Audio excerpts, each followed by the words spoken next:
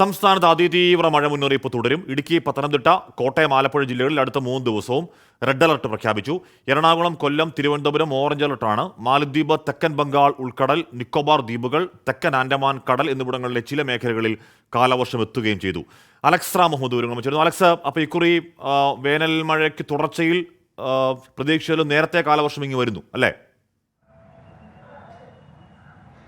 അതെ ഹാഷ്മി, കാലവർഷം കേരളത്തിൽ മെയ് 31 എത്തിച്ചേരുമെന്നാണ് കേന്ദ്ര കാലാവസ്ഥാ വകുപ്പ് അറിയിച്ചിരുന്നത്. എന്നാൽ ഇന്നതാ കേന്ദ്ര കാലാവസ്ഥാ വകുപ്പിന്റെ ഏറ്റവും ഒടുവിലെ പ്രവചന പ്രകാരം ആൻഡമാനിൽ കാലവർഷം എത്തിച്ചേർന്നു എന്നുള്ളതാണ്.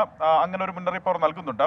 മാലദ്വീപ്, കൊമോറിൻ മേഖല, തെക്കൻ ബംഗാൾ ഉൾക്കടൽ, നിക്കോബാർ ദ്വീപുകൾ, തെക്കൻ ആൻഡമാൻ കടൽ എന്നിവിടങ്ങളിലെ ചില മേഖലകളിൽ കാലവർഷം എത്തിയതായാണ് കേന്ദ്ര കാലാവസ്ഥാ വകുപ്പ് അറിയിക്കുന്നത്. സാധാരണയിലും 3 ദിവസം മുന്നേ ഈ മേഖലയിൽ കാലവർഷം എത്തി എന്നാണ് കേന്ദ്ര കാലാവസ്ഥാ വകുപ്പ് പറയുന്നത്. മെയ് 22 സാധാരണ ഈ മേഖലയിൽ കാലവർഷം എത്തിച്ചേരുന്നത്. കഴിഞ്ഞ വർഷവും മെയ് 19 ആൻഡമാനിൽ കാലവർഷം എത്തിയെങ്കിലും കേരളത്തിലേക്ക് എത്തിയത് ജൂൺ 8 അതായത് 8 ദിവസം കൂടി വൈകിയാണ് കേരളത്തിലേക്ക് എത്തിയത്. ജൂൺ 1 സാധാരണ കാലവർഷം കേരളത്തിൽ എന്നുള്ളതാണ് കണക്കുകൂട്ടൽ. പക്ഷേ 8 ദിവസം വൈകി എത്തി. ഇത്തവണ മെയ് 31 എത്തുമെന്നും കരുതപ്പെടുന്നു. പക്ഷേ കാലവർഷം എത്തുന്നതിന് മുമ്പേ സംസ്ഥാനത്ത് കലി തുള്ളുന്നു മഴ എന്നുള്ളതാണ്. അടുത്ത 5 ദിവസവും സംസ്ഥാനത്ത് പരക്കെ ശക്തമായ മഴയ്ക്കുള്ള സാധ്യത പ്രവചിക്കുന്നു. അടുത്ത 3 ദിവസം അതിതീവ്ര മഴയ്ക്കുള്ള സാധ്യതയാണ് കേന്ദ്ര കാലാവസ്ഥാ വകുപ്പ് കേരളത്തിൽ പ്രവചിക്കുന്നത്. ഇടുക്കി, പത്തനംതിട്ട, കോട്ടയം, ആലപ്പുഴ ജില്ലകളിൽ അടുത്ത 3 ദിവസവും റെഡ് അലേർട്ട് പ്രഖ്യാപിച്ചിരിക്കുന്നു എന്നുള്ളതാണ് ഏറ്റവും ഒടുവിലത്തെ മുന്നറിയിപ്പ്.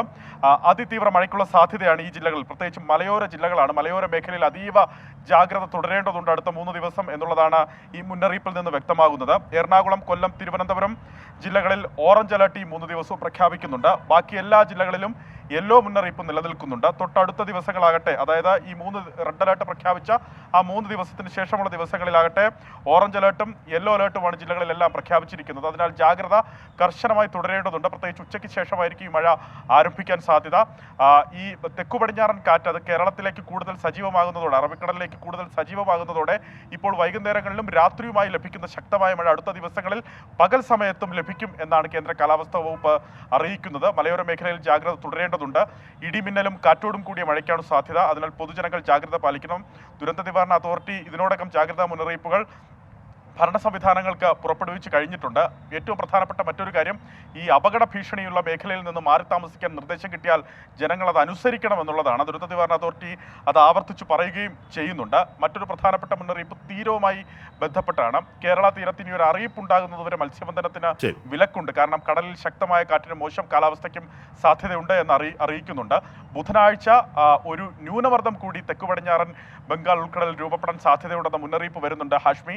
ആ ന്യൂനമർദ്ദം തീവ്ര ന്യൂനമർദ്ദമാകാനും അത് ചുഴലിക്കാറ്റായി മാറാനുമുള്ള സാധ്യത കേന്ദ്ര കാലാവസ്ഥാ വകുപ്പിനെ അനുമാനിച്ച് കാലാവസ്ഥാ വിദഗ്ധർ അനുമാനിക്കുന്നുണ്ട്. ഈ ഘട്ടത്തിൽ അത് ഒഡീഷ തീരത്തേക്ക് ആ ചുഴലിക്കാറ്റ് നീങ്ങുമെന്നാണ് പ്രാഥമിക വിവരം. അടുത്ത ദിവസങ്ങളിലെ കാലാവസ്ഥ വാർത്തയുടെ വിവരങ്ങൾ നൽകിയത്. ഇപ്പോൾ ജിയോബി വരുന്നു. പാലക്കാട് നല്ല മഴ. പാലക്കാട് മാത്രമല്ല ഒട്ടുമിക്ക എല്ലാ ജില്ലകളും അത്യാവശ്യം കനത്ത നല്ല കൊള്ളാവുന്ന മഴ ഉണ്ടാകും. അപ്പോൾ സൂക്ഷിച്ചിരിക്കണം.